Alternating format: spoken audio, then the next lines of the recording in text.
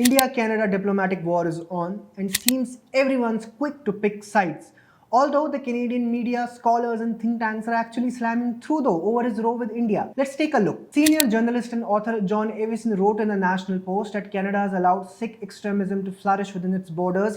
He further noted how Trudeau has allowed diaspora politics to unduly influence foreign policy, pledging that Sikh values are Canadian values at events and failing to crack down on suspected Khalistani extremists living in Canada. He further advised Trudeau to bite his tongue, make conciliatory noises on the stand and leave the murder investigation to law enforcement. Ivison also wrote that it is simply not in Canada's interest to be at odds with New Delhi. Faran Jeffery, the deputy director of the Canadian think tank Islamic Theology of Terrorism on 15 October tweeted that Khalistanis are not Modi's opponents. This is not a Modi versus Canada problem. This is an India versus separatist problem, and Trudeau's government is doing everything it can to establish that Canada is on the side of the separatists. Daniel Bordman, a senior correspondent for the National Telegraph, wrote in a tweet that Trudeau government is still on trust me bro phase on the evidence in Nijjar case, even after diplomats being expelled.